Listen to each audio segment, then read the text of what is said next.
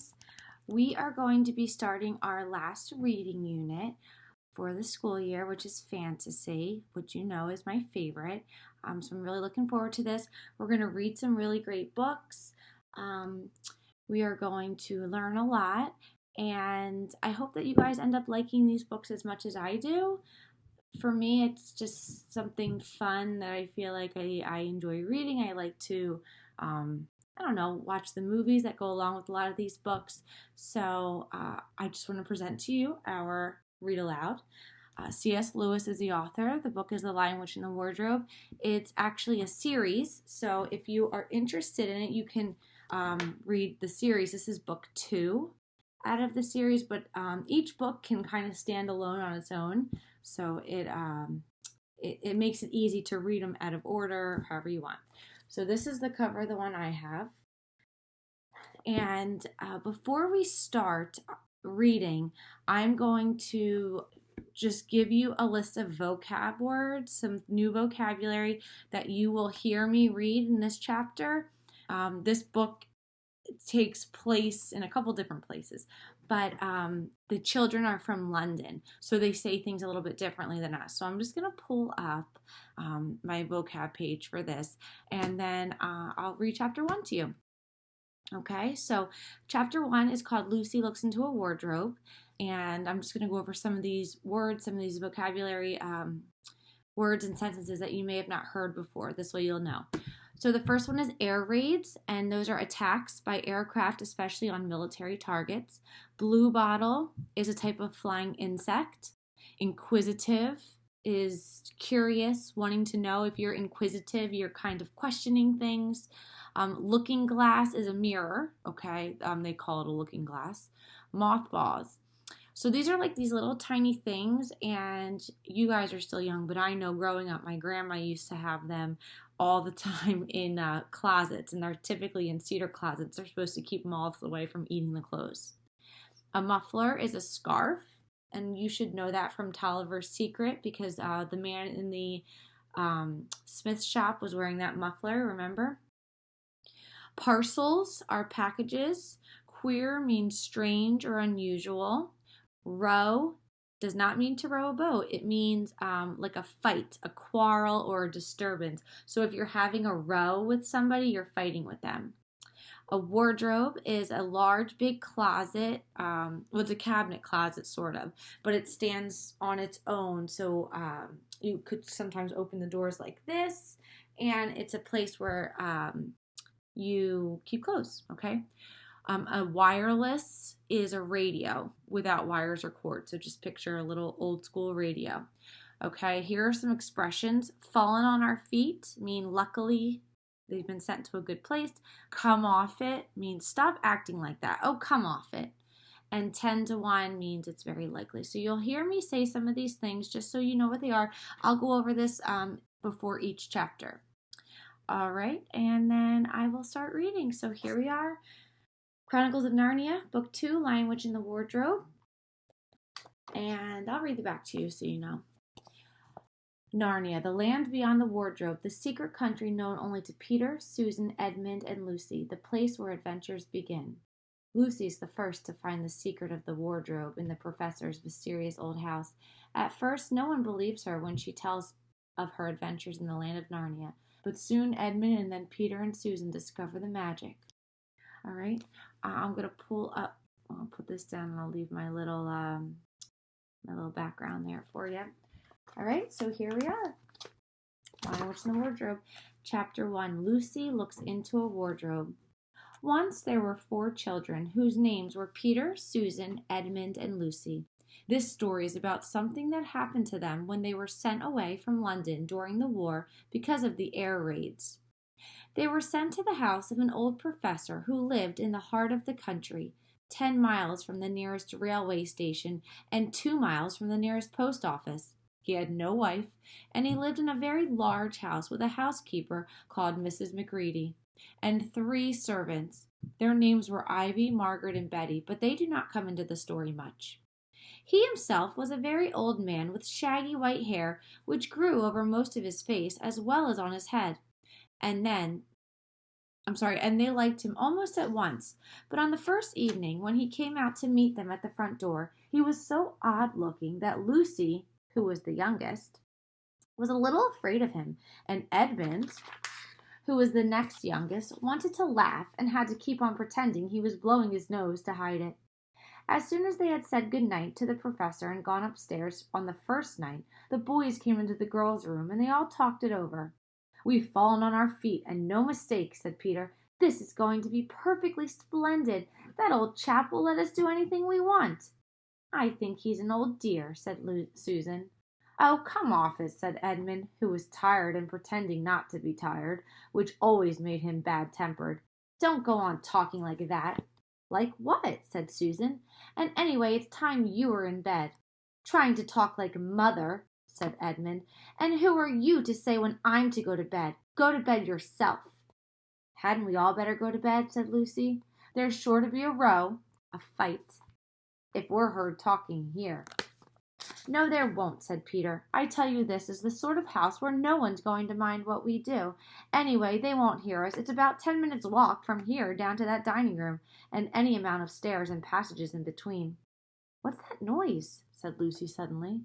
It was a far larger house than she had ever been in before, and the thought of all those long passages and rows of doors leading into empty rooms was beginning to make her feel a little creepy. "It's only a bird, silly," said Edmund. "It's an owl," said Peter. "This is going to be a wonderful place for birds. I shall go to bed now. I say, let's go and explore tomorrow. You might find anything in a place like this. Did you see those mountains as we came along? And the woods? There might be eagles. There might be stags. There'll be hawks." "Badgers," said Lucy. "Foxes," said Edmund. "Rabbits," said Susan. But when the next morning came, there was a steady rain falling, so thick that when you looked out the window you could see neither the mountains nor the woods, nor even the stream in the garden. "Of course it would be raining," said Edmund. They had just finished their breakfast with the professor and were upstairs in the room he had set apart for them, a long, low room with 2 windows looking out in one direction, and 2 in another. "Do stop grumbling, Ed," said Susan. 10 to 1 it'll clear up in an hour or so. And in the meantime we're pretty well off. There's a wireless, remember that's a radio, and lots of books."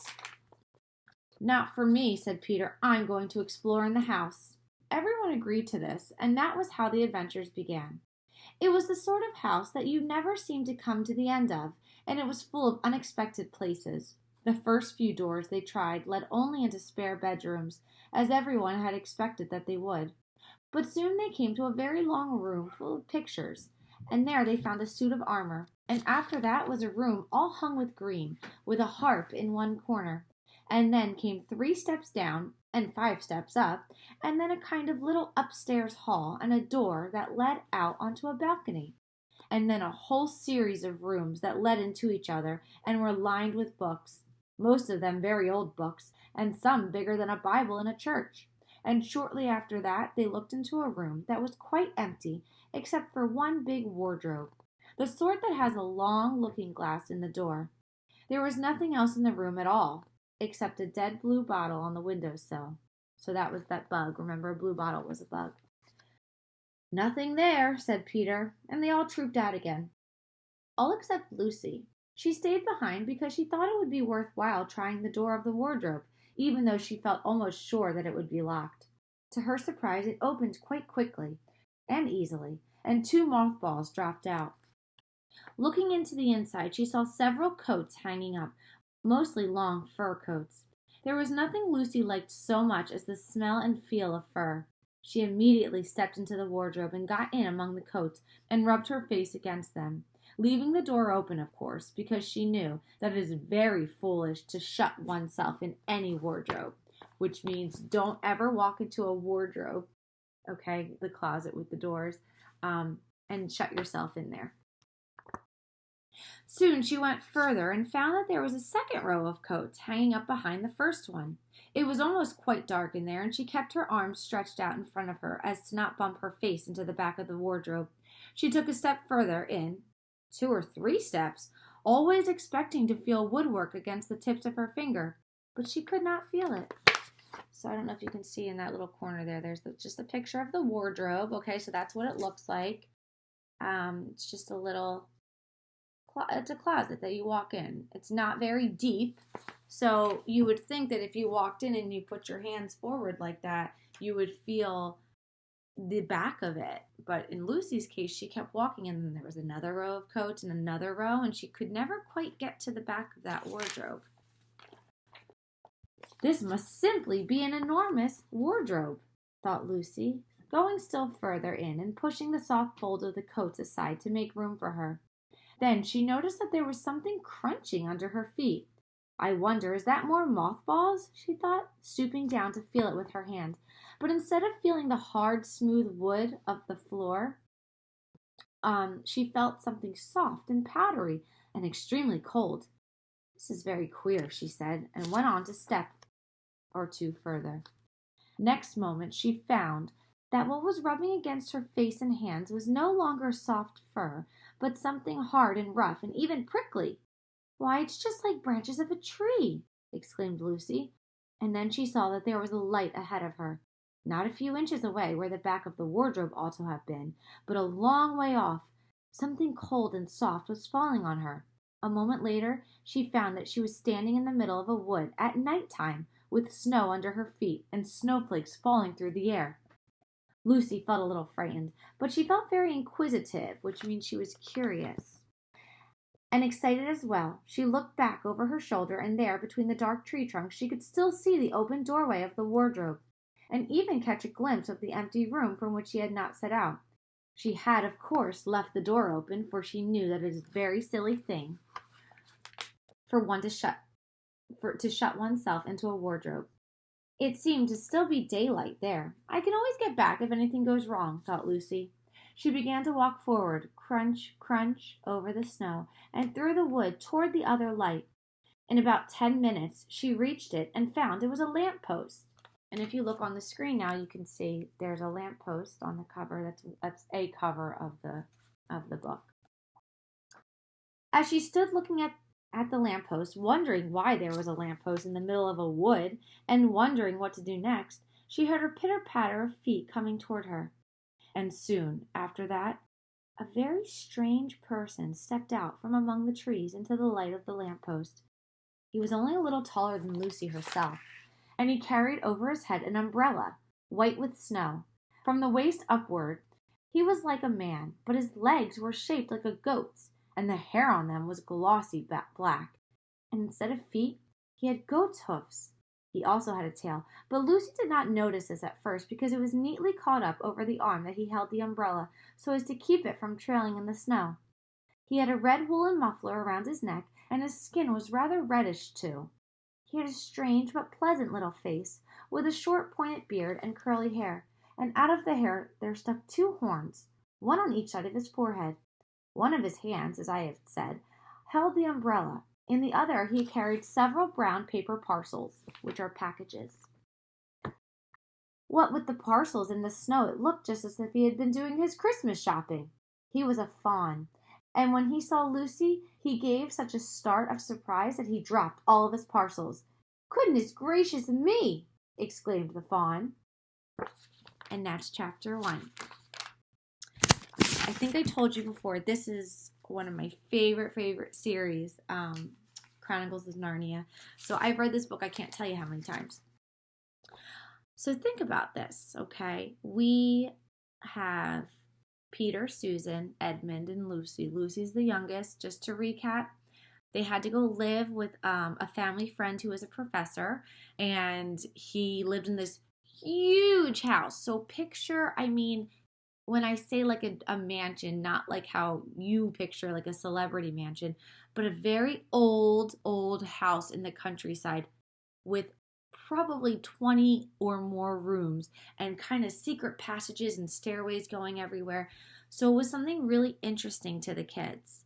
All right, and then in this one room, there was a single wardrobe with the doors opened up. Lucy went in, and she kept waiting to feel the back of it, and she never really could.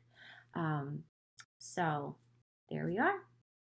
We'll find out what happens in chapter 2 next time. Bye.